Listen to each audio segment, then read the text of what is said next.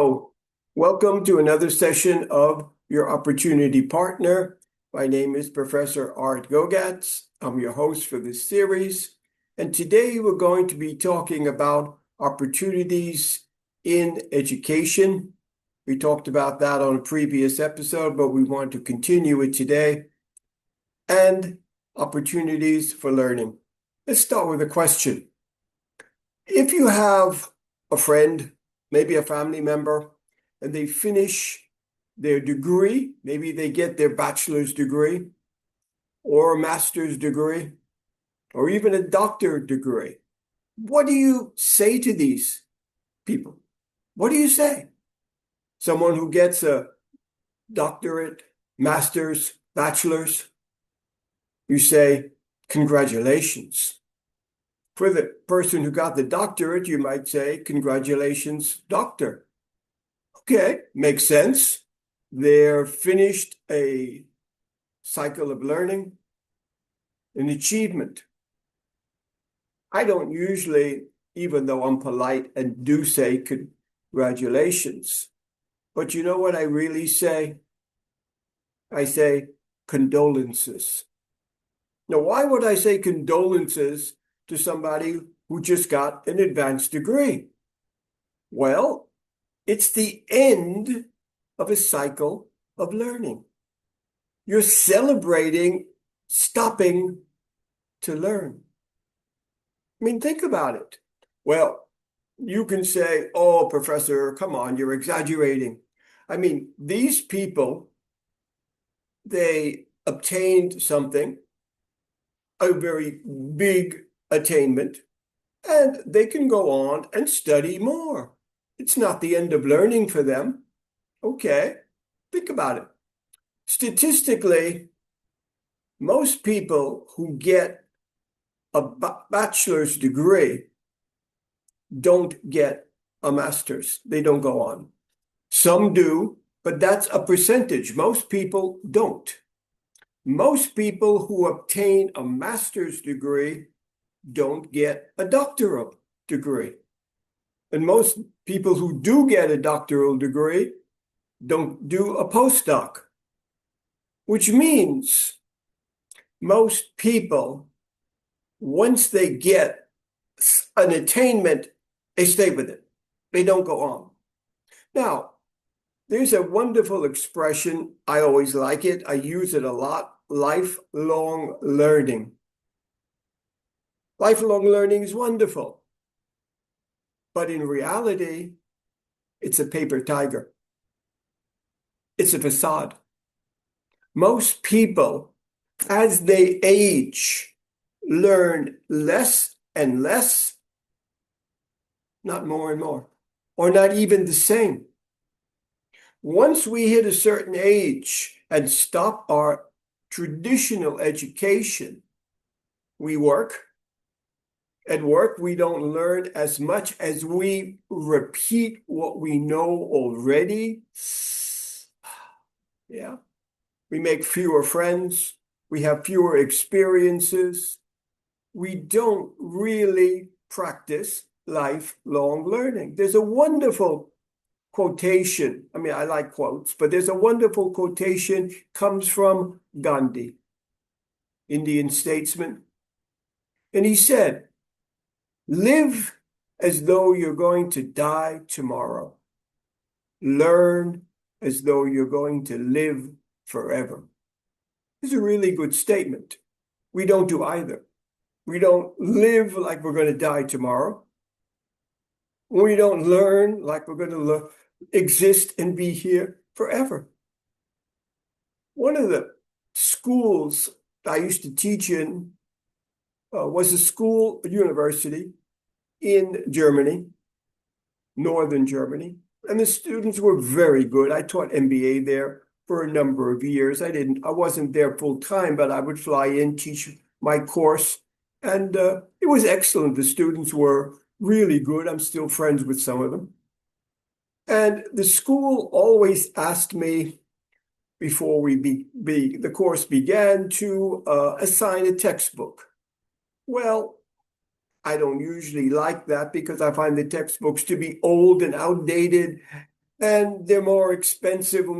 Okay, but that's another subject. So they would ask me to assign a textbook, and I would. And then the admin of the school asked me, well, please, we want to know what pages you want the students to read so we can tell them. And I would tell the admin, stupid question. If I assign a textbook, I expect the students to read the whole entire book before the class begins and walk in on day one of the class with a list of about 30 questions each based on the book. Never, ever, ever happens.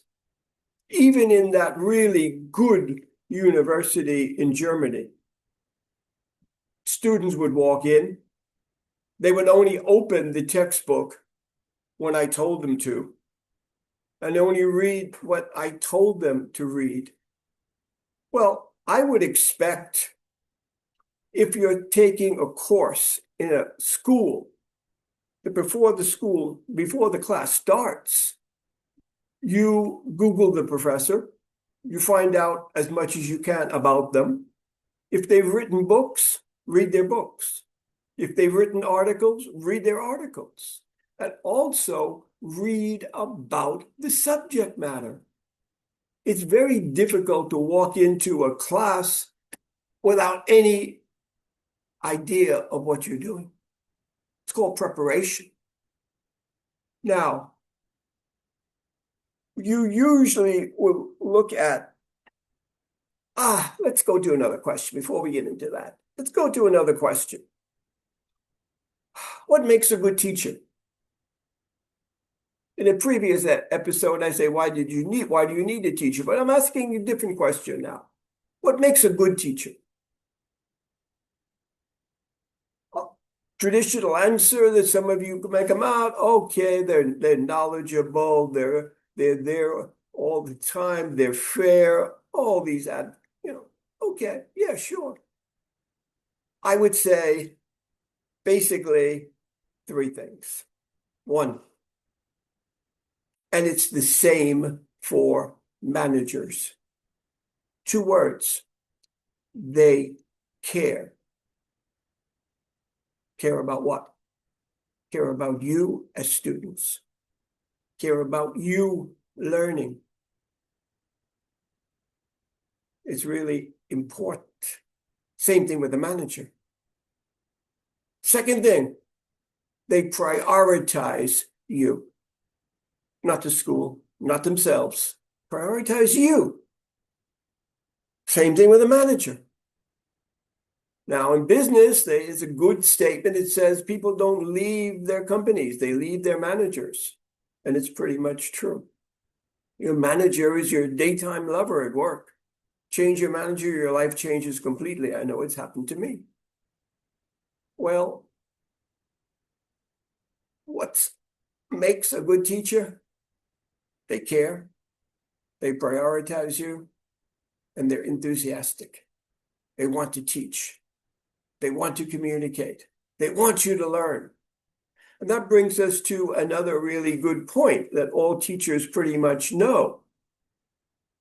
Not everybody who's in class is there to learn.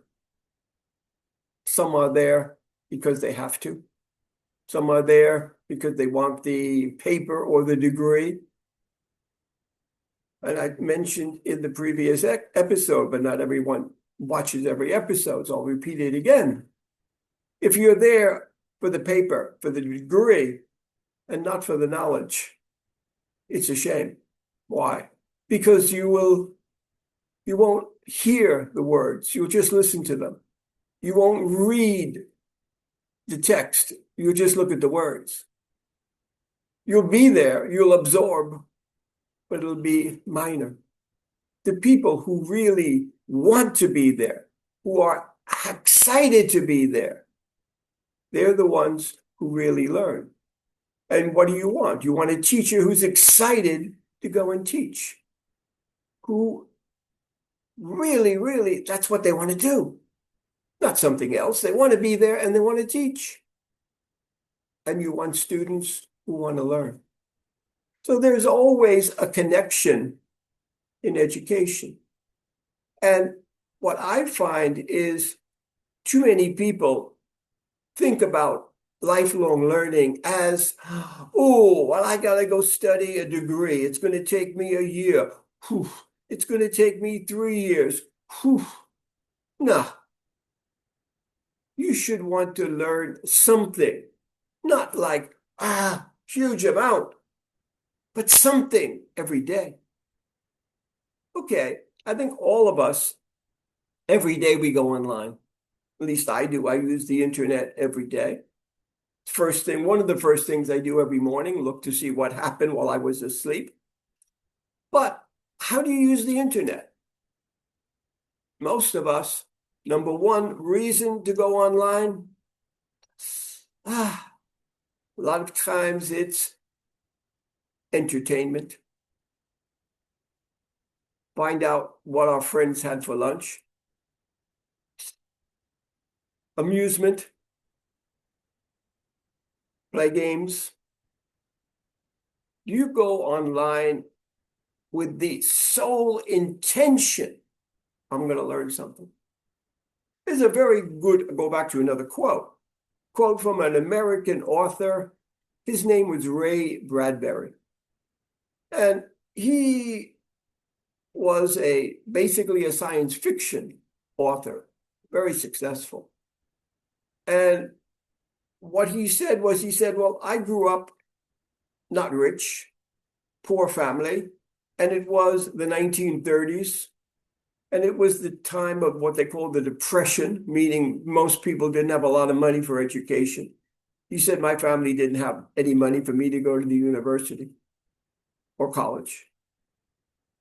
So he said, I went to the library 3 days a week, every week for 10 years.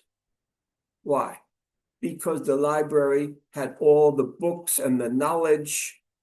He didn't go to school much, but he said, I went to the library 3 days a week because he also had to work for 10 years. That's somebody who really wants to learn. Today, you have enormous amount of possibilities just in your phone, your tablet, or your computer. Make use of it. Find out things every day. What am I going to find out today? It's really, really, really important. Now, with lifelong learning, I stress the older you get, the more you need to exercise your mind. I'm not young, obviously. You need to keep your mind sharp. Physically, you try as best you can. The body goes before the mind, usually. It's more difficult to keep things running in the body. The mind is sort of easier. Why? Well, it's difficult to go to the gym. It's difficult to play sports. Sometimes you have pains. I know a lot of people, I have a pain here, a pain there. But you don't have headaches every day. In fact, most of the time, I never get them anymore. Why? Because you're exercising your mind easily. And that means projects, writing, learning, doing different things. Lifelong learning. You can learn anywhere. Doesn't need to be enrolled in a program. Now, last thing I'm going to tell you is, question, did you go study at Harvard? Yeah, if you want to. Why? Well, Steve Jobs, in a speech he gave at Stanford University in 2005, basically talked about his past. And he said he went to college, university, and he went for a semester, didn't see the value in what he was taking and dropped out. But he didn't leave the school. He stayed at the school the college for a year and a half. So he went for a semester, enrolled as a student, then dropped out, but stayed for a year and a half more. Well, he wasn't a registered student, so he didn't pay the university. He didn't have a dorm room. He slept on the floor in friends' rooms, but he went to classes. He didn't get a degree. Can you go to a university and just go and attend classes? Most of the time, yes. Why? Most professors don't care if you're enrolled or not. Really? No, in American universities and in Europe too, most universities, sometimes the undergrad classes, they're very big. The professors there, they lecture, but they don't keep track. They don't take attendance completely of everybody that's there. So if you want to go, you can go. I mean, I remember when my wife went to school, she was in a small liberal arts college in New York. I was there all the time. Everybody at her school knew me. President of the university knew me. It was a college actually, but the president knew me. All the professors knew me. Everybody. Why? Because I was always there. Yeah. So can you go? Yes. I tell my students in every class I teach, there's some empty chairs here. Bring your sister, bring your mother, bring your grandfather. Why? I don't care. I'm happy when I have people in front of me who want to learn. I don't care if they're enrolled in the school or not. Yes, the administration of the school cares, but the professors don't really care. If you're a good professor, and I go back to what makes a good professor, all you care about is that you have people who want to learn and you help them to learn. That's all. It's not about money. It's not about, did you pay the tuition? If not, get out. No, let the schools worry about that because education's a business. Okay. But learning is precious.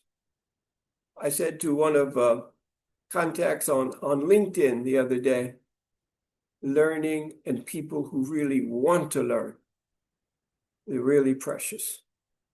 And therefore, there are enormous opportunities. If a student comes to me and they really want to learn, I'll teach them. I'll give them as much advice as I can. I'll talk to them online. I'll see them in person if they want. And if it's possible, I'll never send a student away. Why? Students are important. Learners are important. Teachers are important. But more important is there's always an opportunity. Last thing I'll mention to you is when I was undergrad, I had a class in photography, and the professor announced it's studio photography. He announced at the beginning of the semester he was going to hire as an assistant the best student in the class. Well, I said, okay.